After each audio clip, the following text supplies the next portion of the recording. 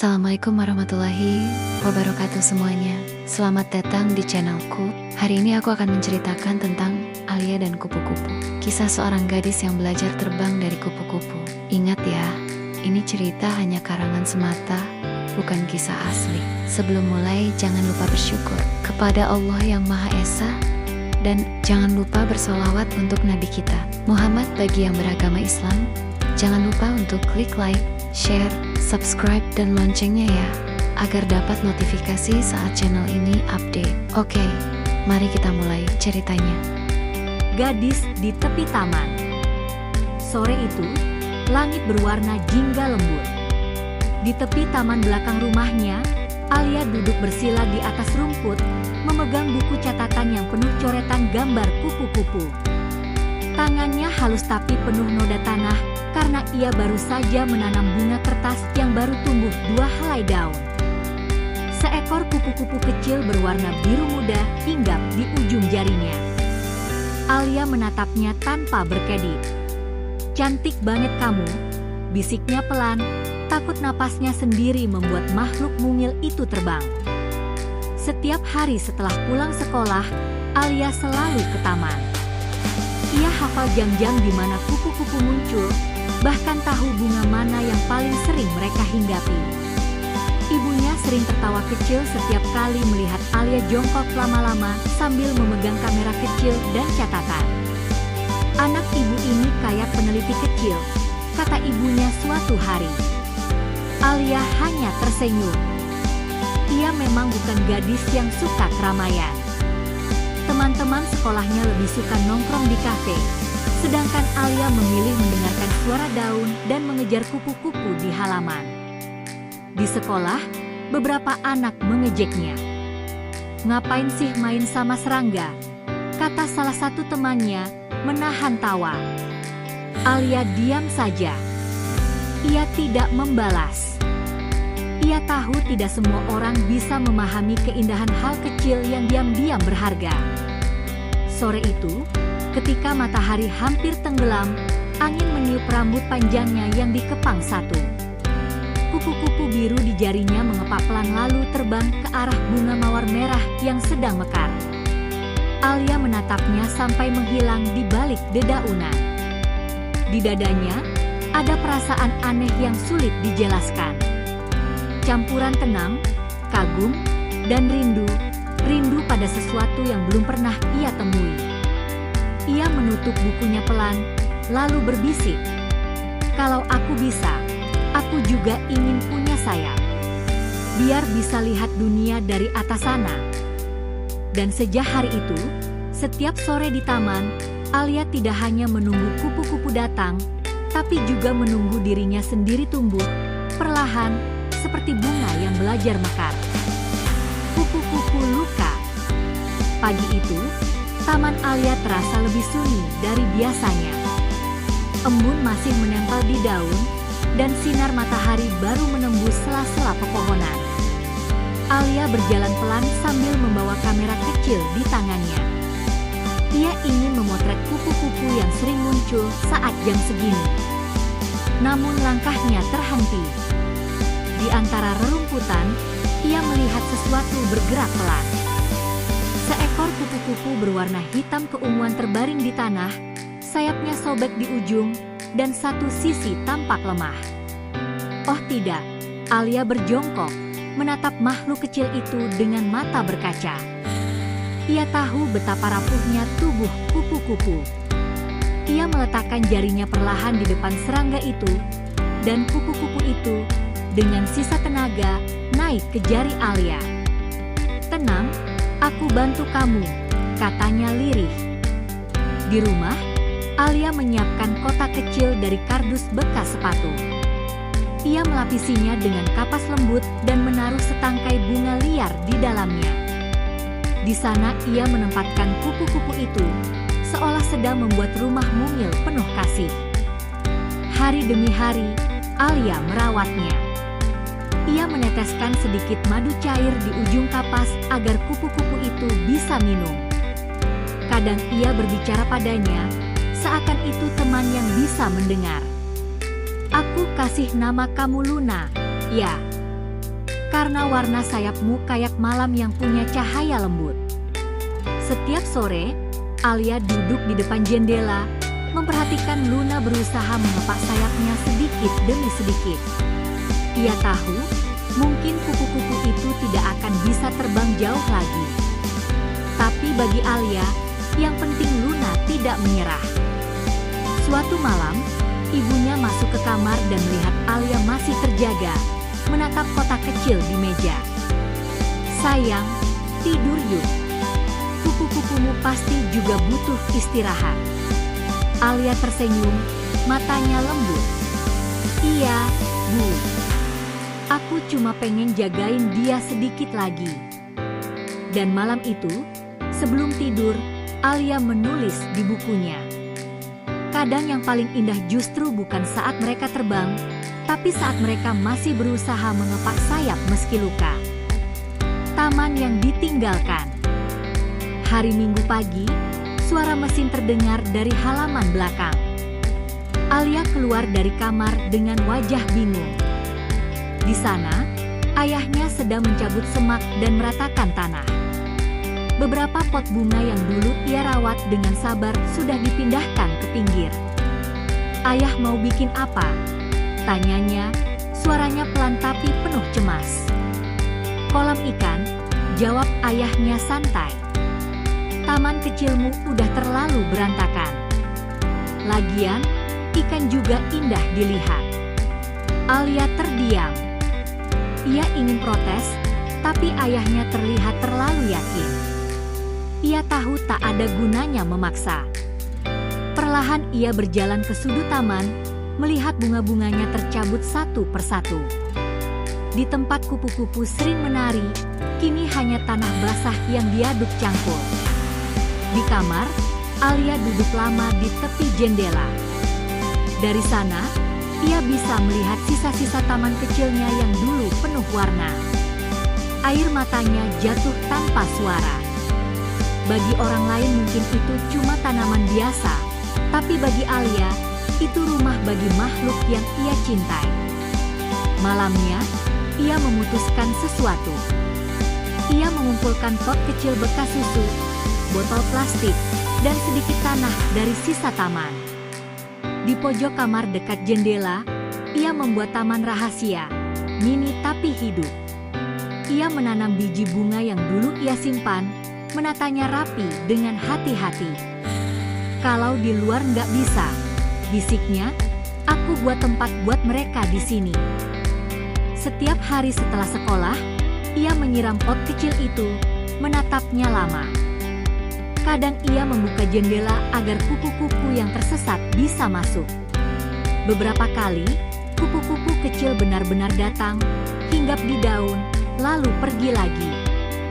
Dan setiap kali itu terjadi, Alia tersenyum lega. Ia tahu taman aslinya mungkin sudah hilang, tapi hatinya masih punya satu tempat kecil di mana bunga tetap tumbuh, dan kupu-kupu masih pulang. Teman baru di sekolah. Hari Senin, ruang biologi terasa lebih ramai dari biasanya. Ibu guru mengumumkan proyek baru. Setiap kelompok harus merawat seekor ulat hingga berubah menjadi kupu-kupu. Sebagian besar siswa mengeluh keras, mereka menganggap itu menjijikan. Tapi di antara semua suara protes, Alia malah tersenyum kecil. Matanya berkilat antusias. Ia mencatat instruksi dengan rapi, bahkan langsung mengajukan diri menjadi ketua kelompok. Namun, teman sekelasnya tidak terlalu berminat. "Aduh, aku nggak mau pegang ulat," keluh salah satu siswi. "Alia aja deh yang urus." Alia mengangguk pelan, "Tak masalah. Ia memang terbiasa melakukan semuanya sendiri." Saat itulah seorang murid baru yang duduk di belakang kelas berdiri. Rambutnya sedikit berantakan, wajahnya tenang tapi ramah. "Kalau boleh, aku satu kelompok sama Alia," katanya.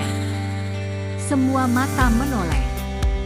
Namanya Raka, siswa pindahan yang baru beberapa minggu di sekolah itu. Ibu guru tersenyum. "Baik, Alia dan Raka satu kelompok. Setelah kelas bubar, Raka menghampiri Alia yang sedang menulis catatan. "Kamu kelihatan seneng banget waktu dengar proyek ini," katanya sambil menaruh tas di meja. Alia mengangguk pelan. "Iya, aku suka kupu-kupu. Dulu aku punya taman kecil di rumah, tapi udah nggak ada." Raka terdiam sejenak. "Sayang banget. Tapi kayaknya kamu masih bisa bikin taman di tempat lain." Alia menatapnya heran, lalu tersenyum tipis. "Mungkin." Mereka mulai bekerja bersama, memberi makan ulat, membersihkan wadahnya, dan mencatat setiap perubahan kecil. Saat ulat itu menggantung untuk membuat kepompong, Alia tampak terharu. "Lihat, dia mulai berubah," katanya lembut. Raka memperhatikannya. "Kamu ngomong kayak dia temenmu." Alia mengangkat bahu. "Soalnya memang gitu. Mereka nggak cuma serangga buatku." Hari demi hari, mereka semakin akrab. Raka kagum melihat kesabaran Alia, dan Alia diam-diam senang karena akhirnya ada seseorang yang mau mendengarkan. Dan di sela-sela perawatan itu, Raka berkata pelan, "Kalau nanti kupu-kupu ini keluar dari kepompong, kita harus kasih nama, ya?" Alia menatapnya sambil tersenyum. "Setuju." Mungkin, pikir Alia malam itu, tidak semua hal indah datang dengan sayap, kadang datang dalam bentuk teman baru yang diam-diam memahami rahasia di balik sayap. Suatu sore, Raka datang ke rumah Alia untuk menyelesaikan laporan proyek mereka. Ibu Alia menyambut ramah, lalu mempersilakan mereka belajar di kamar Alia. Raka sedikit kikuk, tapi Alia terlihat tenang. Begitu pintu kamar dibuka, Raka terdiam. Di pojok dekat jendela, berdiri rak kayu kecil penuh pot bunga warna-warni. Ada tanaman mini, ranting kering, dan beberapa bunga liar yang sudah mekar lembut. Seekor kupu-kupu oranye terbang pelan di antara pot, seolah menari dalam cahaya sore. "Ini taman?" tanya Raka, matanya kagum. Alia tersenyum malu. "Taman rahasia. Aku bikin waktu taman belakang rumahku dihancurin. Biar kupu-kupu masih punya tempat pulang." Raka mendekat, menatap pot-pot itu dengan takjub. "Kamu merawat semua ini sendiri?" Alia mengangguk pelan. "Iya. Setiap pagi dan sore aku sempatin siram. Kadang ada yang mati, tapi selalu tumbuh lagi." Ia lalu membuka buku catatannya dan menunjukkan gambar-gambar kupu-kupu yang pernah datang ke jendela kamarnya. Setiap gambar diberi nama: Luna, Iris, Sora, dan Kiara. "Semua punya cerita sendiri," kata Alia lembut. "Aku nggak tahu mereka ingat aku atau enggak, tapi setiap kali satu datang lagi, rasanya kayak disapa teman lama." Raka tersenyum. "Kamu luar biasa, Alia. Orang lain mungkin cuma lihat serangga, tapi kamu lihat kehidupan." Alia menunduk, pipinya memerah. "Aku cuma nggak pengen mereka hilang." Raka lalu menunjuk kupu-kupu yang hinggap di pot bunga biru. "Kamu tahu? Aku rasa kamu juga kayak mereka." Alia mengerutkan kening. "Maksudnya?" "Rapuh, tapi berani. Kupu-kupu nggak tahu seberapa jauh mereka bisa terbang, tapi tetap berani buka sayap." Kata-kata itu membuat Alia terdiam lama. Di luar, cahaya matahari menembus jendela, memantulkan warna sayap kupu-kupu ke dinding kamar. Seolah seluruh ruangan berubah jadi lukisan hidup. Dan dalam hati kecilnya, Alia tahu, sejak hari itu, taman rahasianya tak hanya jadi tempat bagi kupu-kupu, tapi juga bagi perasaan yang baru mulai tumbuh. Hari saat Luna terbang.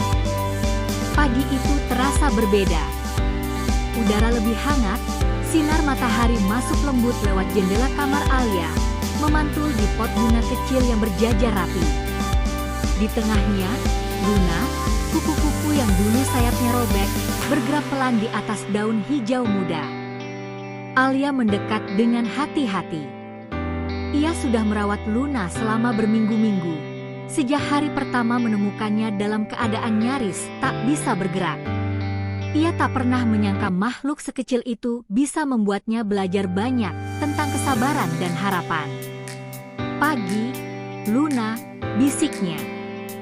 Hari ini kamu kelihatan kuat, ya? Luna mengepakkan sayapnya pelan. Sekali, dua kali, lalu berhenti. Tapi kali ini kepakan itu lebih tegas, lebih berani. Alia menahan napas. Di luar jendela, angin berhembus lembut, seolah mengundang. Raka datang tak lama kemudian, membawa buku laporan. Saat melihat Alia duduk diam di depan jendela, ia bertanya pelan, "Kenapa?" Alia menunjuk kupu-kupu itu. Kayaknya Luna mau terbang. Mereka berdua diam beberapa detik. Lalu, perlahan, Luna melompat dari ujung daun dan mengepakkan sayapnya lebih kuat. Udara di kamar seakan bergetar halus, penuh cahaya lembut. Luna berputar kecil di sekitar Alia, lalu terbang menuju jendela yang terbuka. Alia berdiri, menatapnya melayang ke langit. "Dia pergi," ucapnya pelan. Raka menatapnya dengan senyum tipis. "Atau mungkin dia pulang." Alia menunduk, matanya berkaca. "Aku tahu, kupu-kupu nggak hidup lama. Tapi setiap hari dia berani belajar terbang lagi. Mungkin itu artinya dia bahagia." Raka mengangguk. "Dan mungkin kamu juga harus kayak Luna." Alia menatapnya heran. "Berani keluar dari kota kecilmu," lanjut Raka. "Kamu punya sayap juga, Alia. Cuma belum kamu buka." Alia terdiam. Di hatinya, ada rasa hangat yang tidak sama seperti sebelumnya. Campuran sedih, bangga, dan lega. Ia menatap keluar, melihat titik kecil berwarna ungu gelap di langit biru, Luna yang perlahan menghilang. Dan dalam diam, Alia tersenyum. "Terbanglah sejauh yang kamu mau, Luna. Aku janji bakal terus menanam bunga." Taman baru. Beberapa minggu setelah Luna terbang, sekolah Alia tiba-tiba jadi lebih hidup dari biasanya. Proyek metamorfosis yang dikerjakan Alia dan Raka mendapat perhatian banyak guru. Bahkan kepala sekolah memuji laporan mereka yang rapi dan penuh foto dokumentasi perubahan ulat jadi kupu-kupu. "Alia, Raka," kata ibu guru biologi sambil tersenyum bangga. "Kalian hebat sekali. Kepala sekolah ingin kalian bantu membuat taman kupu-kupu kecil di halaman belakang sekolah."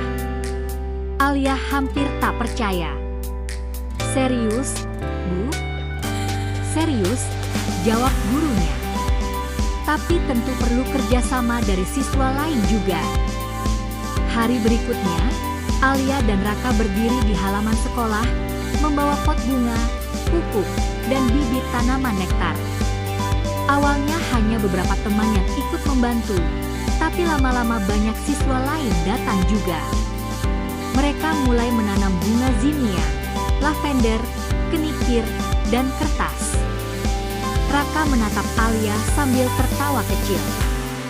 "Lihat, kamu nyebarin semangat kupu-kupu ke semua orang." Alia tersenyum malu. "Aku cuma pengen mereka tahu, hal kecil pun bisa bikin tempat ini indah." Hari demi hari, taman kecil itu berubah. Dari tanah kosong menjadi hamparan warna-warna cerah. Ketika kupu-kupu pertama hinggap di bunga kenikir, semua siswa bersorak. Tapi bagi Alia, momen itu terasa lebih dalam, seperti impian masa kecilnya hidup kembali. Sore itu, setelah semua pulang, Alia duduk di pinggir taman sambil menatap kupu-kupu yang berterbangan.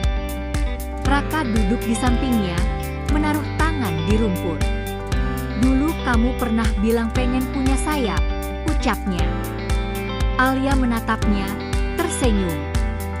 "Iya, tapi ternyata aku nggak perlu punya sayap buat bisa terbang." "Kenapa?" "Soalnya aku udah nemuin langitku di sini." Raka terdiam sejenak, menatap gadis di sampingnya yang kini terlihat begitu bahagia. Angin sore berhembus lembut, membawa aroma bunga yang baru mekar. Seekor kupu-kupu biru melintas, hinggap sebentar di tangan Alia, lalu terbang lagi. Dan di saat itu, Alia tahu, taman barunya bukan sekadar tempat bagi kupu-kupu, tapi juga rumah bagi harapan dan perasaan yang mulai tumbuh diam-diam di antara dua hati muda. Musim hujan. Musim hujan datang lebih cepat tahun itu. Setiap sore, langit berubah kelabu, disusul rintik hujan yang turun tanpa henti. Halaman sekolah yang dulu ramai oleh warna bunga kini tampak sepi. Beberapa tanaman rebah, kelopak-kelopaknya basah dan kusam. Alia berdiri di tepi taman, payung di tangannya miring menahan angin. Air menggenang di sekitar pot-pot yang dulu penuh warna. Kupu-kupu yang biasa berterbangan tak lagi terlihat. Raka datang dari arah koridor, membawa jas hujan berwarna hijau. "Masih kamu rawat juga?" tanyanya pelan. Alia mengangguk. "Iya, mereka cuma istirahat. Nanti kalau matahari datang, mereka bakal kembali." Raka menatap wajahnya yang masih penuh semangat meski matanya tampak lelah. "Kamu selalu yakin begitu, ya?" Alia tersenyum samar. "Soalnya kupu-kupu nggak pernah benar-benar hilang, Rak. Mereka cuma ganti bentuk. Kayak waktu masih jadi ulat, orang kira berhenti, padahal lagi siap berubah." Beberapa minggu berikutnya, hujan tak kunjung reda. Banyak bunga layu dan mati. Alia merasa sedih tapi tak menyerah. Ia menanam ulang bibit baru di sela waktu istirahat, menyiram dengan air hujan yang ia tampung. Kadang hanya Raka yang datang membantu. Keduanya basah kulit tapi tertawa kecil di bawah gerimis. "Orang lain mungkin nyerah," kata Raka suatu sore. "Tapi kamu enggak." Alia memandang langit mendung. "Kalau aku nyerah, kupu-kupu enggak bakal punya tempat pulang." Hari berlalu, dan akhirnya hujan mulai berhenti. Cahaya matahari menembus awan untuk pertama kalinya setelah lama menghilang. Tetes air di daun berkilau seperti kaca kecil. Dan di atas bunga yang baru tumbuh, seekor kupu-kupu kuning muncul, mengepap pelan seolah memberi salam. Alia menatapnya dengan mata berbinar. "Lihat, Rak, mereka balik." Raka tersenyum hangat. "Kayak yang kamu bilang. Mereka cuma nunggu matahari." Alia terdiam lama, lalu berkata pelan, "Kadang manusia juga gitu, ya. Perlu waktu buat menunggu hujan reda sebelum bisa terbang lagi." Raka menatapnya, dan untuk sesaat, ia merasa kalimat itu bukan cuma tentang taman, tapi tentang gadis di hadapannya. Pameran alam. Musim berganti, taman kupu-kupu di sekolah kembali penuh warna. Bunga-bunga mekar bersamaan, dan kupu-kupu berterbangan seperti hujan warna di bawah sinar pagi. Usaha Alia dan Raka tak sia-sia. Taman itu kini jadi tempat favorit siswa untuk beristirahat atau sekadar memotret. Kabar tentang taman itu menyebar ke sekolah lain. Suatu hari, kepala sekolah memanggil Alia dan Raka ke ruangannya. "Kami berencana ikut pameran keanekaragaman alam nasional bulan depan," katanya. "Kami ingin kalian berdua mewakili sekolah." Alia menatap Raka, matanya membulat. "Serius, Pak?" Kepala sekolah tersenyum. "Kalian layak. Proyek kalian bukan cuma indah, tapi juga menginspirasi." Selama berminggu-minggu, mereka menyiapkan segala hal, foto-foto perkembangan taman, data tentang jenis kupu-kupu, hingga video dokumentasi metamorfosis. Alia menulis narasi presentasi dengan penuh perasaan. "Setiap kupu-kupu punya cerita," tulisnya di bagian awal. Mereka mengajarkan bahwa perubahan, seaneh apapun bentuknya, selalu menuju keindahan. Hari pameran pun tiba. Aula besar itu penuh peserta dari berbagai sekolah. Ketika giliran Alia tampil, tangannya sedikit gemetar. Tapi begitu ia menatap layar yang menampilkan foto-foto kupu-kupu ciptaannya, rasa takutnya hilang. Ia berbicara dengan suara lembut tapi mantap, tentang taman, tentang Luna, dan tentang harapan yang tumbuh dari sayap yang sempat robek. Suasana ruangan hening, semua mata tertuju padanya. Bahkan beberapa juri tersenyum bangga. Di akhir presentasi, Alia menutup dengan kalimat, "Tugas kita bukan hanya memelihara kupu-kupu, tapi juga menjaga tempat di mana mereka bisa bebas. Sama seperti kita yang butuh ruang untuk tumbuh." Setelah acara selesai, seorang dosen dari universitas datang menghampirinya.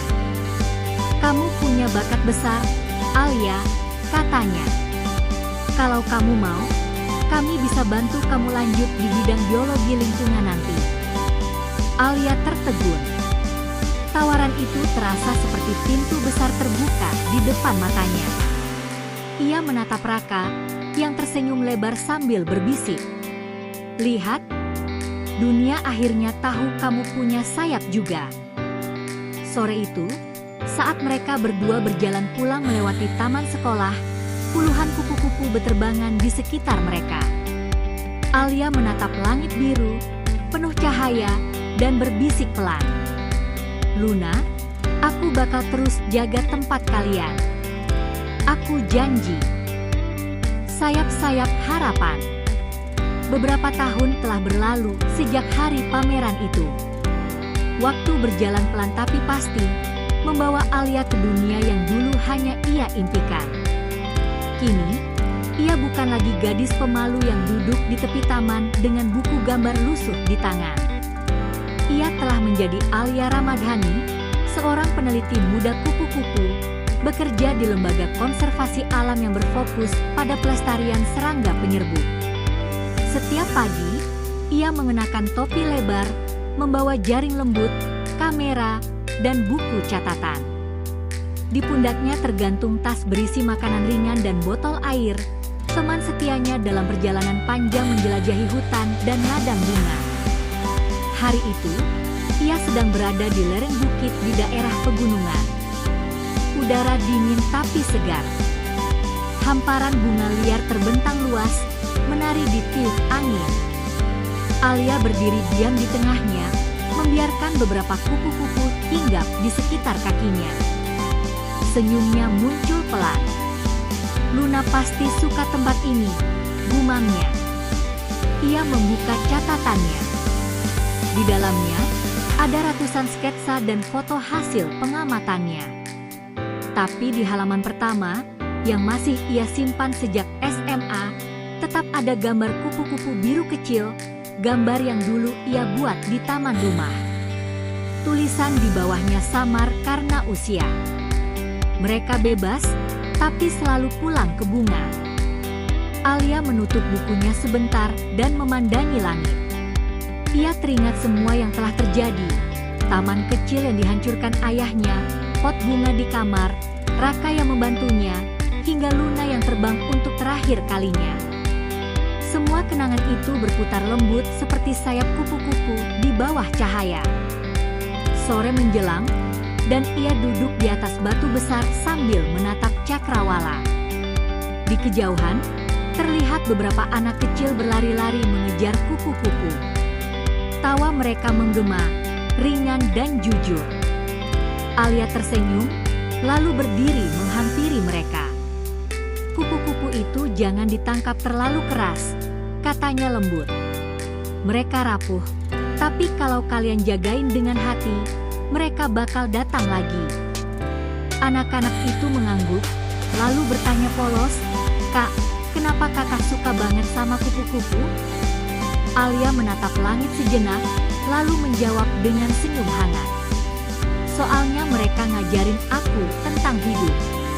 Tentang berubah, kehilangan, dan berani terbang lagi meski pernah jatuh."